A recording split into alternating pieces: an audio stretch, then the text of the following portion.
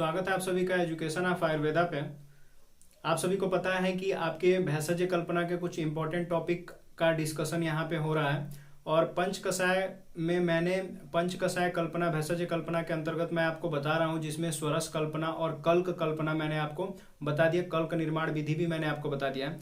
उसी के क्रम में मैं आपको चूर्ण के अंतर्गत कल्क कल्पना के अंतर्गत ही चूर्ण निर्माण विधि बता रहा था, जिसमें मैंने कहा था कि आपको सीतोपलादी चूर्ण का निर्माण करने के विधि भी मैं बताऊंगा और सीतोपलादी का क्या काम है वो भी मैं आपके साथ डिस्कस करूंगा। तो इस वीडियो में बात करेंगे सीतोपलादी चूर्ण के बारे में, कैसे निर्माण करते हैं और किन रोगों पे ये ज्यादा कारगर है।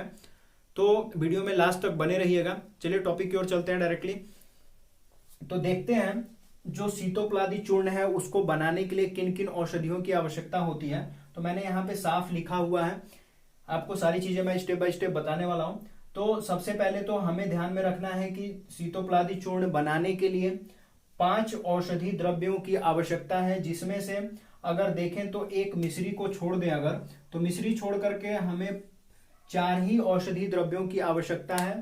तो कोई भी औषधि अगर आप देखें तो ऐसा नहीं है कि आपको नहीं मिलेगा या इसको आपको दुकान से लाने में या ढूंढने में ज्यादा दिक्कत होने वाली है। तो चलिए देखते हैं, इनकी मात्रा की बात कर लेते हैं कि किसकी कितनी मात्रा आपको लेनी है।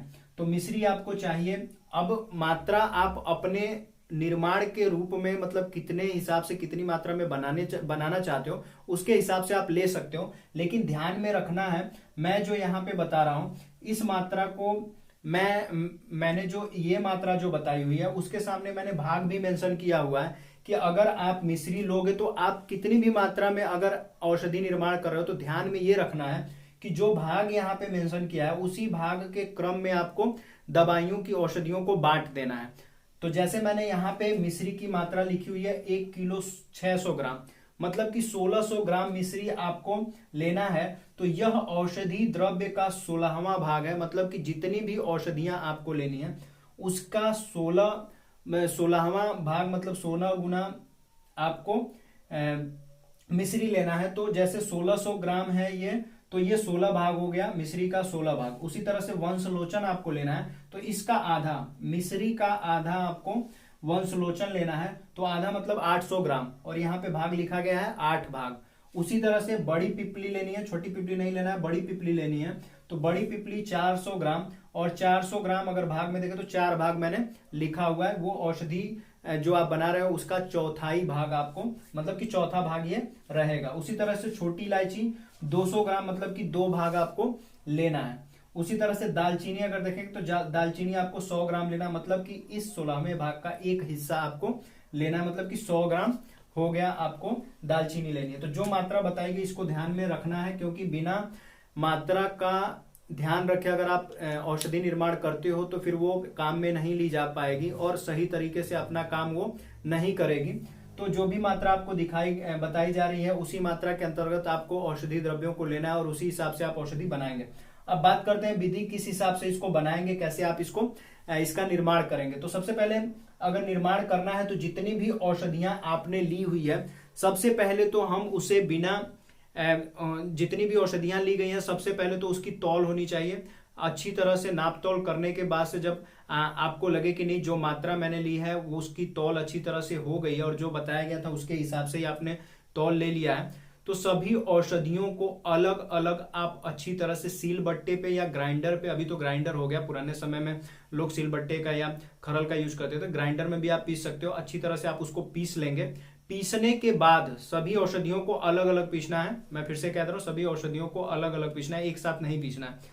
तो अलग अलग पीसने के बाद फिर से आप औषधि द्रव्यों की मात्रा का नाप करेंगे, नाप तौल कर लेंगे।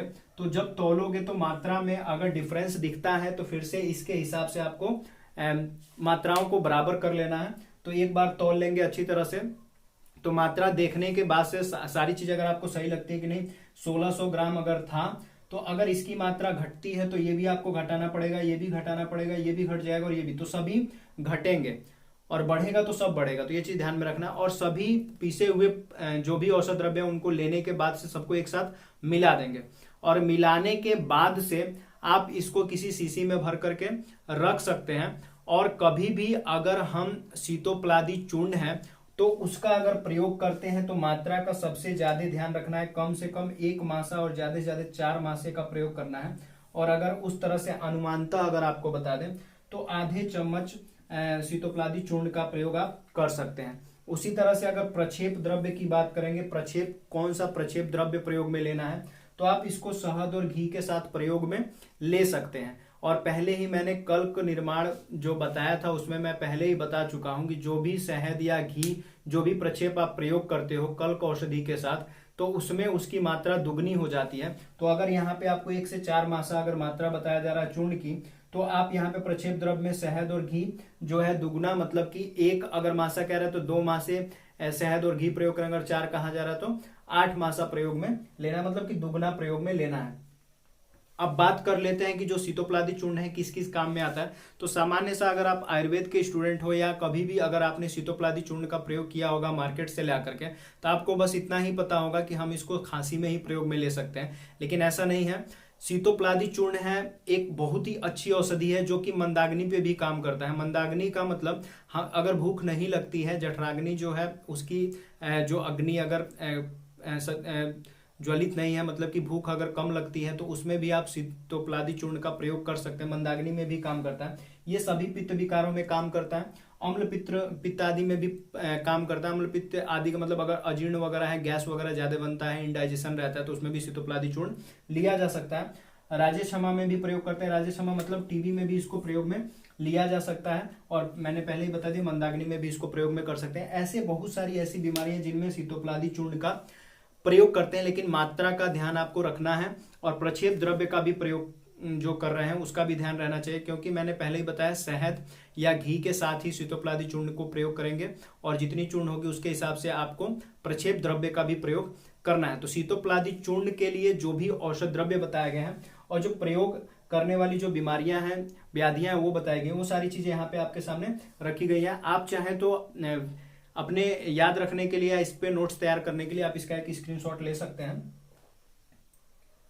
तो जो शीतोपलादी चूर्ण था कल्क के अंतर्गत, मैंने आपको बताया कि कल्क निर्माण जब किया जाता है तो उसमें मैंने बताया था कि चूर्ण भी कल्क के अंतर्गत ही पढ़ा जाता है। तो उसी के अंतर्गत मैंने आपको शीतोपलादी चूर्ण बताया कि शीतोपलादी चूर्ण का निर्माण किस हिसाब से करेंगे, किन बीमारियों पे काम में आता है।